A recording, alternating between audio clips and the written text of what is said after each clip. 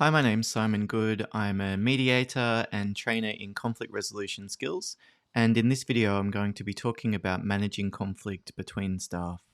It's a really common topic that comes up when I'm doing conflict resolution training, like how do I deal with these two issues? And I also think it's probably a reason why people consider conflict resolution training to begin with. I did some training a couple of weeks ago, and a site manager, project manager type of role, like I guess effectively a team leader, was often getting in conflict with one of the more experienced staff who was, second guessing them and questioning decisions that were made. And I can remember talking to the manager involved about just what a challenging situation that was because they still needed to remain impartial. They were aware of the issue and that they could see the problems that it was causing, but they weren't exactly sure how to deal with it. So in the video today, I'll be talking about a practical framework that you can use for navigating some of those kind of situations. Before you do anything though, the important step to take would be just to clarify what's most important. How big of a deal will it be if you lose one of these staff members that you've got? Is there a particular person that you definitely don't want to lose? What kind of roles are they in? Is there any option to separate them, or are you just stuck with where you're at, where these two people need to find a way to communicate? I would also just take stock around any other factors that are relevant that are coming up in the short to medium term. Like if you've got a particular milestone, you're delivering a project with a client, then it might be that you can just put up with something as it is for now, maybe even take some steps just to mitigate the impact in the short term, being aware of just choosing the right timing to deal with this and the potential fallout, because the truth is that as you begin to talk with the staff who are involved about these issues, it's possible that they'll react negatively. You might see an increase in absenteeism or presenteeism, sort of showing up doing the bare minimum type of thing. Or it might be that one of them becomes defensive and resistant for a short time, and you'll have new problematic behaviors to deal with. In the short term, it's often the case that things might get worse before they get better. And so, what you can do is effectively to predict and plan and prepare for that. So before you do anything, clarify your goal and clarify what your options are. Can you get some support from people above you? Are there any training courses or other resources that you might be able to access? Is there other senior people around who can act as mentors, provide some influence for the people that are involved? Just first, don't feel like you need to tackle this problem on your own. Spend a moment just getting clear on what your options are. Now, this is an incredibly stressful situation to be in a lot of the time when you're dealing with conflict. So it's really important to look after yourself. When we have a very high sense of responsibility coupled with a low level of autonomy, it puts us at risk of things like burnout. So I'm always particularly aware of those kind of situations, just making sure that you're looking after yourself as you go through this. So thinking about difficult interactions, well, how can you prepare? There will be a practical element to preparing, going through your notes, getting your facts together, etc. But even just taking a few deep breaths before you go in, making sure that you don't organize a difficult meeting back to back so that you'll be rushing from something else that you've been dealing with into this next conversation. Reset after these kind of interactions. Maybe just take a few minutes to go for a walk around the building, because it will be really difficult to sleep or to concentrate if you've gone into the early stages of that fight or flight type of response. And then really be clear around boundaries. This is the kind of stuff that can be sticky, and we lie awake at night thinking about it. So you might need to be really careful checking your emails just before you go to sleep, or not looking at your phone the first thing that you wake up, because it'll trigger that release of cortisol, that stress hormone, and before you know it, you're already in that worked up, stressful kind of state before you've even made your breakfast and got ready in the morning, right? So, step one, we name the issue. It's better to be direct, just talk about the relationship specifically. So, I wouldn't say something like, I want to talk about how your team are going. I'd like to say, look, I've noticed there seems to be tension between the relationship between you and this person. What's your take on the situation? Maybe I'm misreading things, but it seems like the two of you have been butting heads a little bit lately. How is it going, and what needs to be tweaked to make sure this doesn't cause issues moving forward?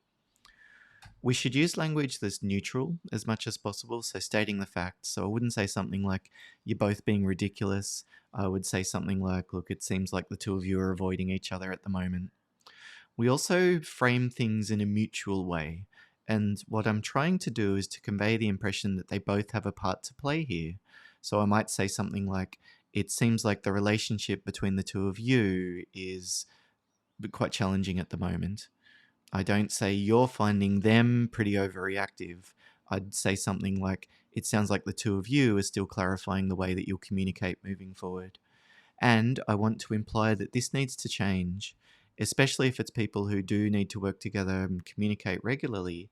I don't want to imply that this is something that's acceptable. It's like the two of you do need to find a way to work together. You don't need to be friends, you don't need to be mates, you don't need to be close, but you will need to find a way to make decisions and to clarify expectations. So let's go back to that good enough type of communication. What does that look like? Because refusing to speak to each other, yelling at each other in front of the clients, letting other members of the team be aware if there's conflict and tension going on, it's creating negative impact, not just on yourself, but on the other people around you. So this is something that we need to deal with. So the second step is empathy. Here we want to give the other person or the people that we're dealing with the sense of feeling heard. I often do this first, separating the stuff that are involved. I might have a one-on-one meeting with both of them. And it's really just exploring what's going on from their perspective and playing it back for them. When we summarize and acknowledge what someone's told us, that's often the point where they start to feel understood. It's usually not just by us saying something like, I understand. So we can use open and closed-ended questions. Open-ended questions are ones like, what happened? How did that play out? How did you respond? What was that like for you when they said that? Those kind of questions are really helpful because there's multiple ways that the other person can respond.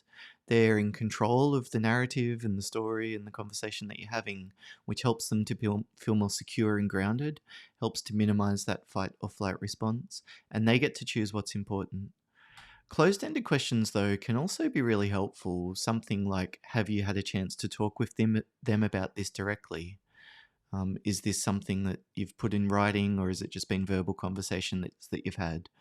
They're really good for bringing focus to a particular event that has happened, for example, or a particular fact, or maybe the other person's very, very escalated and erratic, and they're all over the shop. Closed-ended questions can be a really helpful way to bring back a bit of focus. You can see a different video that I've prepared on my channel talking about de-escalation skills and how we can bring someone down from that very heightened state. We can use mirroring, basically where we repeat back a few of the words that the person said. If they say something like, look, this person's being a complete jerk, you could just repeat back, you feel like they're being a jerk? They're being a complete jerk? With that upward inflection, a bit like a question. And it's this really lovely organic way of getting the other person to keep talking without needing to ask another question.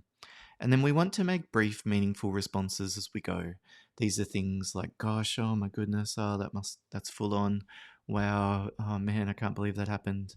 These little things matching their affect, their emotion, and their impression of the situation often are really effective to build rapport because it's conveying this sense that, I get where you're coming from. I understand your take on this. And then we also want to acknowledge the emotions, saying things like, that sounds really frustrating. That sounds really overwhelming. That sounds like a really tough spot to be. That's really effective. It's sort of minimizing the impact of those emotions on driving their behavior. We also want to acknowledge the impact that it's had. It sounds like that's been really distracting for you over the past few weeks, or it sounds like that was a really difficult start to the day. It sounds like that was really embarrassing having the other members of the team watch this conversation unfold and, the inappropriate comments that the other person's made. And I also want to acknowledge efforts that they have made. Something like, I can see you've been doing everything you could to make this work. This is really effective at minimizing that defensiveness and resistance because we communicate in a way that doesn't convey criticism, I guess. The third step is coach. We would ask the people separately or together, what needs to happen here? How are you going to figure this out?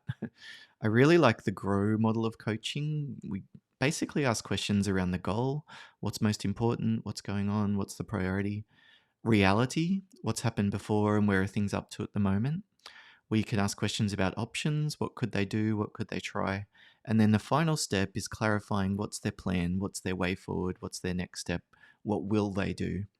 So a goal question might be something like, You don't need to be friends, but what would an effective relationship look like between the two of you? When you have an idea of what respectful communication would involve, what would you need to see from them and what would you be doing in return? We're basically getting them to articulate what they're aiming for. Now, the key here is that we're not the ones that come up with the goal. We ask the questions to get them to describe their goal. This is a really important part of building a sense of responsibility, that it's not just me projecting this needs to happen, it's asking them, what are you aiming for here? The reality kind of questions that we can ask are things like, how did the conversation start? When you say that they've been really over the top, what kind of issues is it that's triggering that? When you said, look, this isn't the time and place to talk about it, how did they respond? What I'm trying to do is to almost granularize their understanding of the situation, to break it down into finer elements of detail around the important things, which helps them to realize how they've contributed to a situation, for example, and helps them to develop an awareness of what's causing this, which factors are contributing, and maybe where the off ramps were along the way, where the options might have been to do something differently if they'd been aware of it back then. We would talk through options. What could you try when you've dealt with these issues before? What did you find helpful back then? Who can you go to from some support? What advice have you been given? If you were giving someone else advice who was going through this kind of thing, what would you tell them? Again, we're not the ones that comes up with the options. We facilitate that brainstorming process for them. We could take notes depending on the situation and how structured or formal we decide to be. But the important part is that we help them to develop some choices, really. And then the final step is asking something like, what will you do? What's the starting point then? Where to from here? So we would explore, empathize, and coach after naming the issue. And then the final step is really clarifying expectations and setting up structures for accountability. So we want to make sure that we're all on the same page here. It sounds like you're prepared to do this. Could you flick me an email once that's done, just so that I know that that conversation's happened? Or it sounds like this next time they do this, you're prepared to do this. If that doesn't work, you're going to do this. Have I got that right? Is there anything else that you need from me at this stage? If they're unwilling to discuss it, what will you do then? We might even do a little bit of preemptive problem solving. And I also want to clarify the expectations involving me. Maybe it's saying something like, look, I just want to be clear that if you leave site again without asking for permission, this would be something that I will need to consider a formal performance management process for. So I'm outlining the consequences if they do or don't do what I want them to do as well.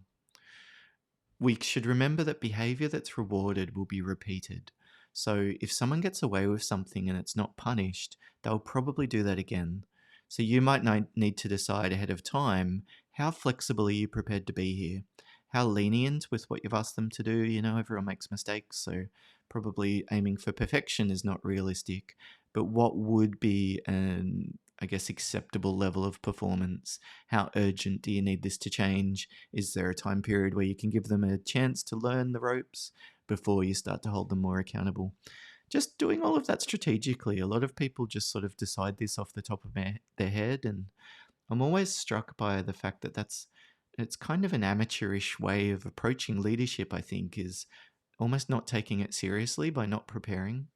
And then the final step is holding people accountable where needed. If you've told someone that this will be the consequence if they don't change, then do it. Maybe talking to your boss, getting whatever support you need ahead of time means that you're not in a tough spot where you've threatened something and you can't follow through. Because what we want is that people know what to expect and then we follow through with it.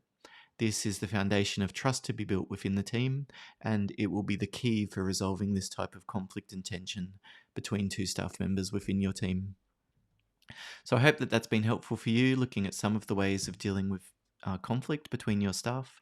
If you've got a question or a different kind of topic or situation that you'd like to cover, please leave a comment or get in touch with me by the contact details below. I'd love to hear from you, but thank you so much for watching. All the best.